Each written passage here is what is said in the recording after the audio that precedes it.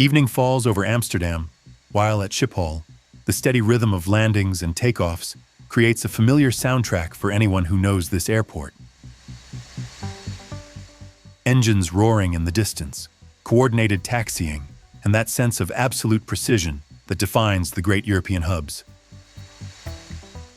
Amid all this order and routine, a white and blue giant prepares to return to the sky. A cargo Boeing 747 from El Al, imposing, solid, with a presence that stands out even among other titans. The crew goes over procedures, the ground staff finishes the final adjustments, and the aircraft waits patiently for the moment it will line up on the runway. Nothing seems out of place. Just one more flight among thousands. An airport that runs like clockwork. An afternoon that makes you think the day is already over. But sometimes, aviation hides stories that begin in complete normality. Stories in which the smallest detail, unseen by anyone watching from the outside, makes the difference between a routine flight and an unexpected chapter.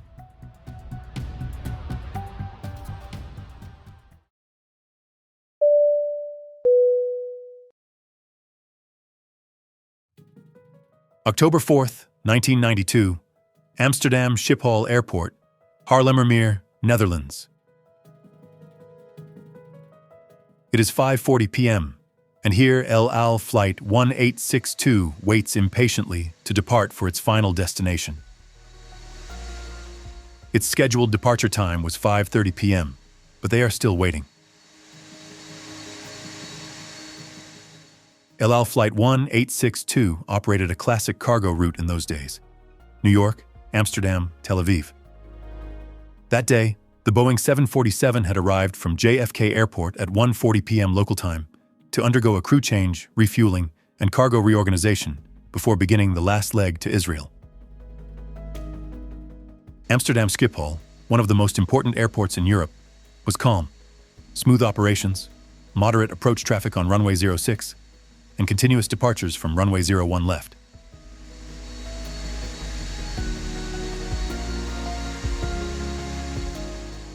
The aircraft would take off following the Pampas departure, which took airplanes northeast over the Bijlmermeer. The plan was to climb to cruising flight level and then turn southeast, crossing Europe toward the Mediterranean.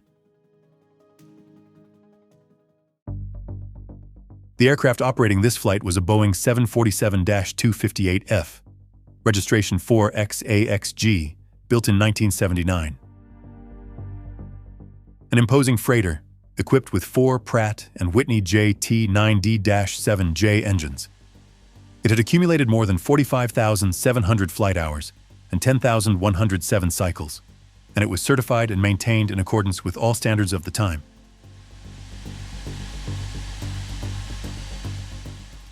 El Al Israel Airlines, Israel's flag carrier, was and remains known for its operational discipline, reinforced security, and highly professional flight structure. In the 1980s and 1990s, its cargo division was a strategic link in transport between America, Europe, and the Middle East.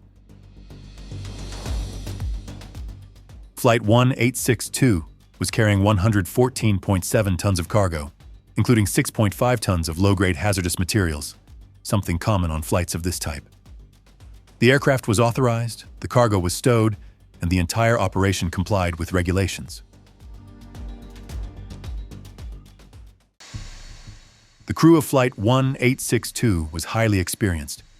At the controls was Captain Yitzhak Fuchs, 59, who had accumulated more than 25,000 flight hours, 9,500 of them on the 747. Alongside him was First Officer Arnon Ohad, 32, with 4,288 total hours, 612 on the 747. Also in the cockpit was Flight Engineer Gedalia Sofer, 61, whose experience totaled more than 26,000 hours, 15,000 of them on the 747. On board there was also one passenger, Anat Solomon, 23, an El Al employee in Amsterdam, who was traveling to Tel Aviv to prepare for her wedding.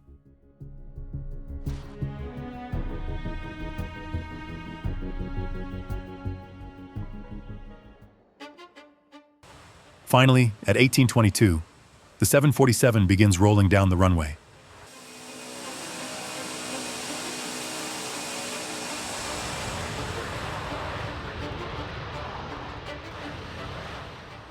They lifted off without problems and set course for Israel.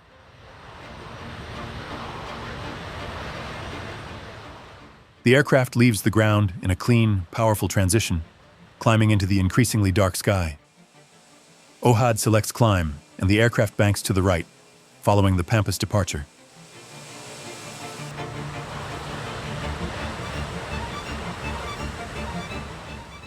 Below them lies Lake Bijlmermeer. Everything is normal. Everything is in order. Until suddenly, it isn't. A brutal, sharp explosion, almost like a cannon blast, shakes the aircraft from the right wing. The vibration is immediate and violent, as if the plane had collided with something gigantic and invisible. Fuchs grips the controls with automatic reflexes. Sofer quickly turns toward the panel, searching for abnormal parameters. Ohad looks at the EICAS, perplexed. Before they can react, another blow, even stronger, reverberates through the entire structure.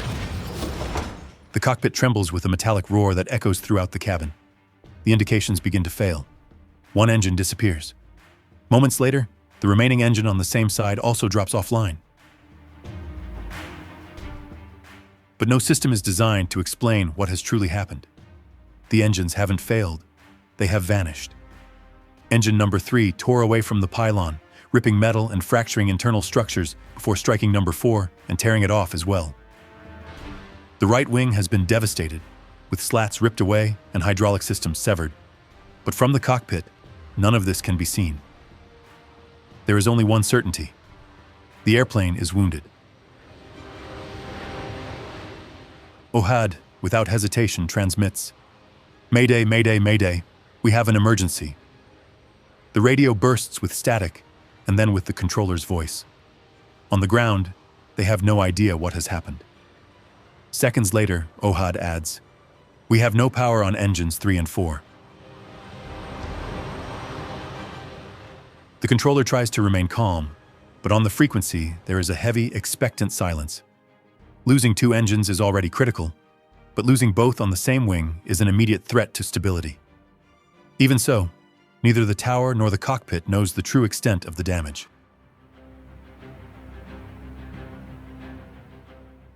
The aircraft begins turning slowly to the right. It is not an orderly turn. It is a turn forced by the aerodynamic asymmetry of the damaged wing.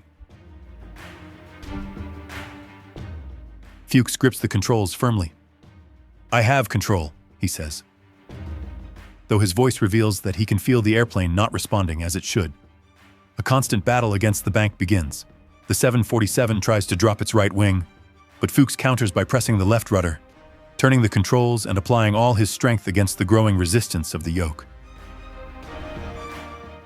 The airplane obeys, but only partially.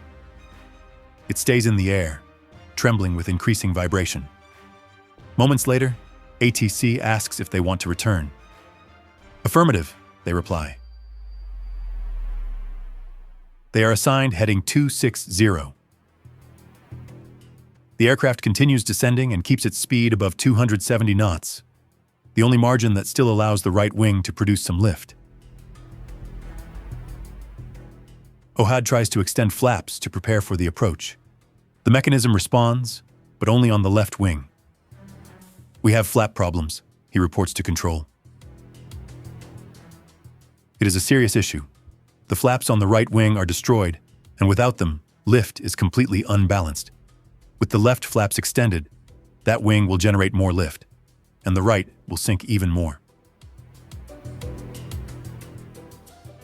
The 747 continues approaching Amsterdam, but it is too high and too fast. The controller instructs them to turn north for an extra circuit to lose altitude. That turn, seemingly simple, becomes a torment. The aircraft struggles immensely to turn, and every degree of bank to the left must be fought for. The jumbo is dying, but it keeps flying, sustained by a mix of thrust, continuous effort, and a human instinct desperately trying to stay in the air.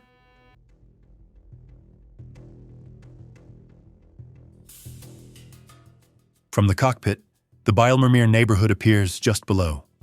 Tall, rectangular buildings, illuminated by a sunset that is nearly gone. The aircraft passes over them, banking dangerously to the right. They cannot slow down. Every knot they lose is a direct threat to control. "We have a control problem," Ohad warns. The cockpit fills with alerts. The stick shaker begins to vibrate. The stall warning is not lying. They are at the limit. Suddenly, the airplane stops obeying. The right wing drops more sharply. The bank angle passes 30 degrees, then 40 degrees, then 60 degrees. Fuchs pulls on the controls with all his strength. The aircraft keeps dropping more and more. Ohad transmits his final message. "We're going down, 1862. We're going down." In the background, almost swallowed by the noise, the captain can be heard ordering, "Retract all flaps, lower the gear." It is a desperate attempt to slow the descent, to find some kind of remaining control. But it is already too late.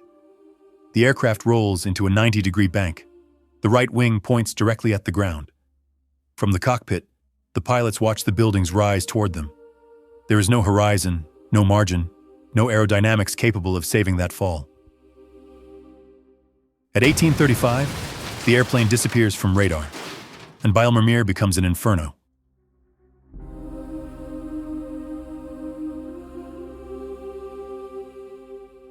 All 4 people on board died on impact, but the worst happened inside the buildings. 39 more people lost their lives, and 26 were injured, 11 of them seriously.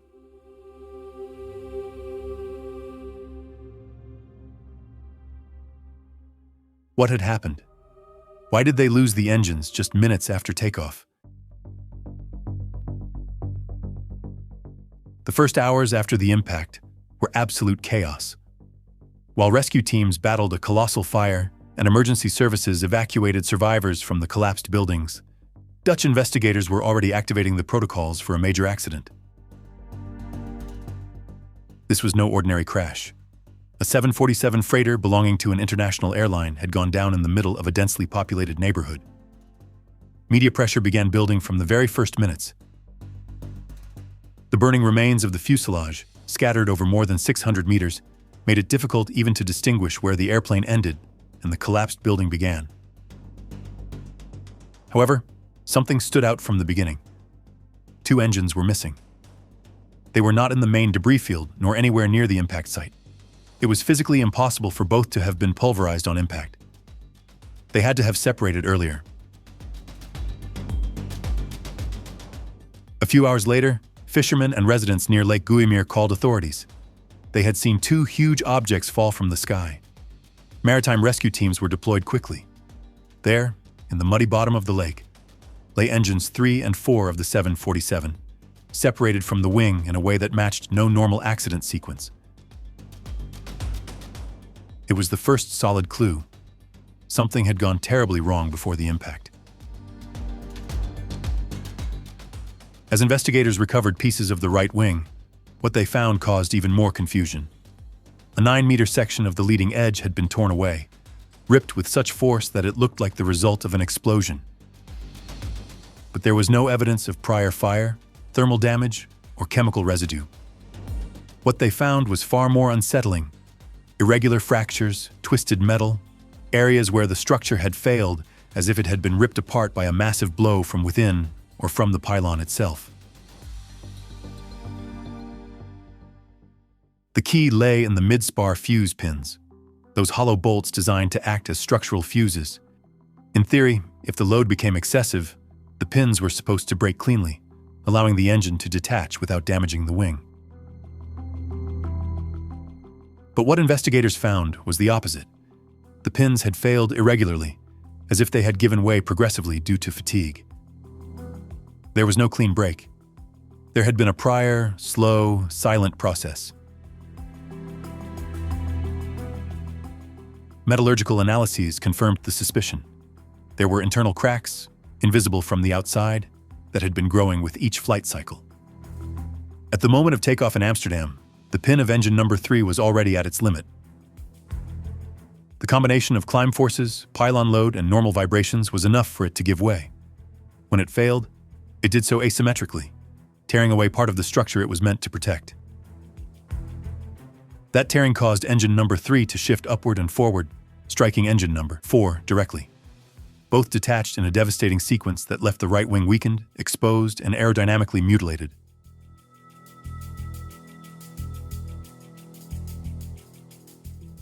Meanwhile, another mystery puzzled investigators. The CVR was never found. The voice recorder should have been in the tail or nearby areas, but the impact followed by the massive fire turned the search into a jigsaw puzzle. Tons of debris were sifted, metal fragments analyzed in laboratories, the ground excavated. Nothing. The CVR vanished completely, something extremely rare. Without it, the investigation lost an essential piece. Even so, the FDR, although heavily damaged, was recovered. The final minutes showed the crew's desperate struggle to maintain control, confirming that the aircraft still responded at high speed, but became uncontrollable when descending below 260 knots. With all the evidence reconstructed, the final picture was clear and devastating. The original pylon design on classic 747s was not sufficiently robust and did not guarantee a safe separation of the engine under extreme conditions. The hollow pins, intended as a safety system, did not fail in the way they were designed to, and the inspection procedures, even when followed, were incapable of detecting the internal fatigue that had accumulated over the years. The crew was fully exonerated. The report emphasized that they had acted with impeccable professionalism, facing a scenario that was literally impossible. No simulator training contemplated the simultaneous loss of 2 engines due to physical detachment, combined with partial wing destruction and the loss of 2 hydraulic systems. The final cause was twofold: a design and certification failure on Boeing's part, and a failure to detect structural fatigue in a critical component.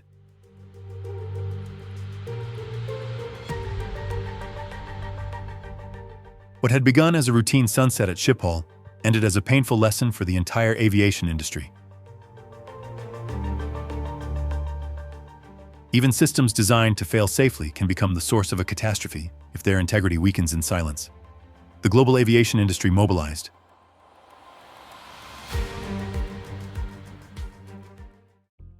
The FAA, Boeing, and authorities around the world issued emergency directives. Thousands of 747s were inspected, reviewed, and subjected to controls that until then had been considered unnecessary. The pins were redesigned, reinforced, and replaced. Structural fatigue warnings took on a significance that was only beginning to be understood at the time.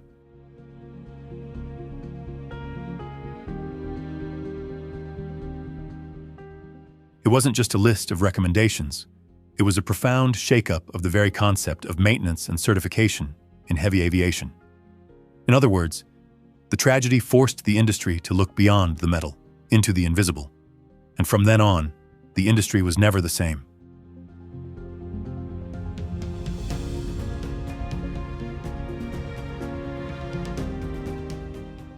Meanwhile, in Bijlmermeer, aviation was a distant chapter. There, where daily life unfolded among concrete blocks, elevated streets, and a vibrant mix of cultures, the impact had not only destroyed 2 buildings, it had pierced the soul of an already fragile community. The neighborhood was home to many immigrant families, many of them invisible in official records. When the airplane fell, no one could say with certainty how many people lived in each apartment, how many were sleeping, how many were visiting, how many worked night shifts. That uncertainty became a painful void. Official numbers spoke of 43 people who died on the ground, but the neighborhood always believed the number was higher. And although there was never conclusive evidence, that doubt persisted like an open scar. Over time, however, that pain began to transform. Amid the chaos, an unexpected symbol emerged from the wreckage: a large gray poplar, damaged but still standing. They called it the tree that saw it all, and over the years it became the emotional core of a memorial that today is one of Amsterdam's most visited and respected. Thank you for staying until the end, my friends. See you next Friday in a new video.